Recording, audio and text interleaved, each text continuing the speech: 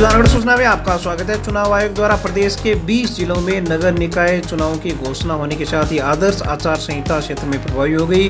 आचार संहिता लगने के बाद ही शाम को ही शहर भर में नेताओं के होर्डिंग व सरकार की उपलब्धियां बताने वाले फ्लैक्स उसी दिन हटाए जाने का काम नगर परिषद द्वारा शुरू किया गया, लेकिन पंचायत समिति कार्यालय के बाहर मुख्य सड़क पर लगा फ्लैक्स अब तक नहीं हटाया गया है। इसी प्रकार सालासर रोड पर स्थित एचसीआई गोदाम के पास मुख्य सड़क पर काफी बड़ा कटआउट लगा हुआ है, जो राजस्थान सरकार की 2 साल की उपलब्धियों का बखान करता हुआ नजर आता है, जिससे कहीं न कहीं आदर्श आचार संहिता का उल्लंघन होता नजर आ रहा है। वहीं उपखंड अधिकारी मूलचंद लोनिया ने बताया कि अगर कहीं प्रचार सामग्री बची हुई है या होर्डिंग किसी नेता का लगा हुआ है तो उसे भी हटवा दिया जाएगा।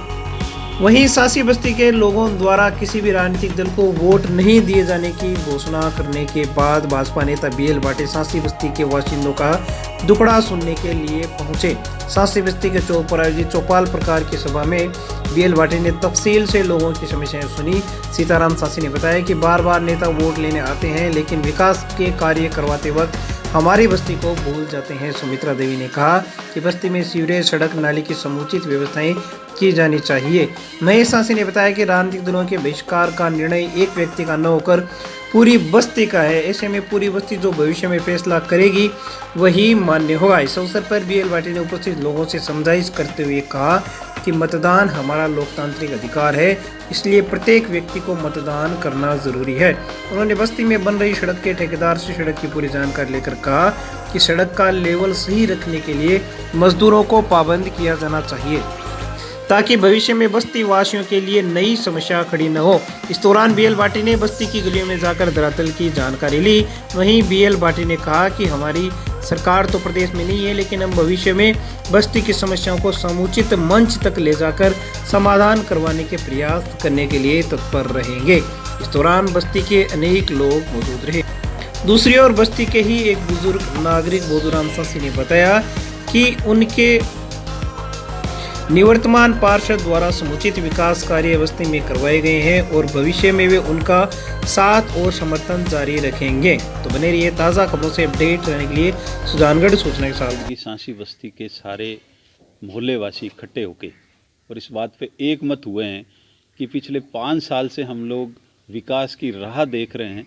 हमें वादा करने आते हैं लेकिन कोई हमारा काम नहीं करता है, तो हम मताधिकार का उपयोग आगामी इसमें नगर पालिका चुनाव में नहीं करेंगे।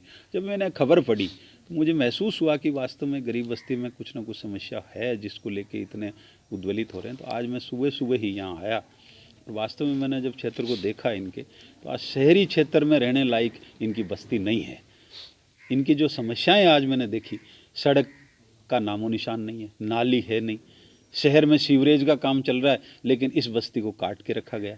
बिजली के पोल लगे हुए हैं, रास्तों के बीच में लगा दिए। बीच में लगाने से आवागमन में बाधा हो रही है, नंबर 1। नंबर 2, रोड की लाइटें लगाई, वो लाइटें जलती नहीं।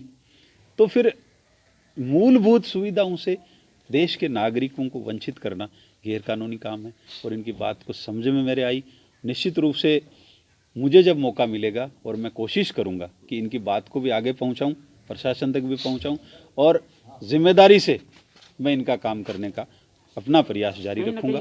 1977 से सुजानगढ़ विधानसभा क्षेत्र अनुसूचित जाति के लिए आरक्षित है और आज अनुसूचित जातियों की बस्तियों की ये पोजीशन देख के मुझे बड़ा दुख होता है कि एक अनुसूचित जाति से प्रतिनिधि बन के यहाँ से भेजा है इन लोगों ने जिता के, और उसने वापस आके अपनी बस्तियों को नहीं संभाला। इससे बड़ा दुर्भाग्य अनुसूचित जातियों के लिए क्या हो सकता है। ये मुझे आज इन बस्ती के लोगों से, गरीब लोगों से मिलकर महसूस हुआ कि ये लोग जनप्रतिनिधि तो बन जाते हैं, संविधान के तहत उनके जनप्रतिनिधि बनते हैं जिनके जनप्रतिनिधि संविधान ने इनको निर्धारित किया है, और उनको जाके वापस नहीं संभालते हैं। इससे बड़ा दुख मेरे हिसाब से नहीं हो सकता। ये इनकी मांगे जायज़ है और मैं निश्चित रूप से पूरे प्रयास करूंगा। अबकार चुनाव में जो आगे करियो जो अब कर साहब और मारो मम्मर काम कराया है, मारा लेन देन कराया है और शमशान बनाया है तो मम्मर साहब का, खम्मा रलाया तो मम्मर साहब रलाया, सड़क करा रहा है तो मम्मर साहब करा रहा, पानी की लाइन कराइए तो मम्मर साहब कराइए। है अब तो काम करके और भी ने बोला को नहीं, वो 1000 है एक मुंडो को नहीं 1000 मुंडा है साहब। मैं पहले सैनिक 20 आप हाँ पहले और करछा में जी और करछा में वास्तव में। और कृषि है तो और आने याद करछा बीजेपी वाला को नहीं आया। एक बार ही आया हमारे बीजेपी वाला, भी बाद में आया ही को नहीं। माड़ा मुड़ा कौन पे थे घर? हाँ माड़ा फेरा ही साहब, झूठ को नहीं बोला, माड़ा फेरा ही बीजेपी वाला आया, माड़ा फेरा ही लेर का दिना में भी बाद में कोई को नहीं आया हमारे।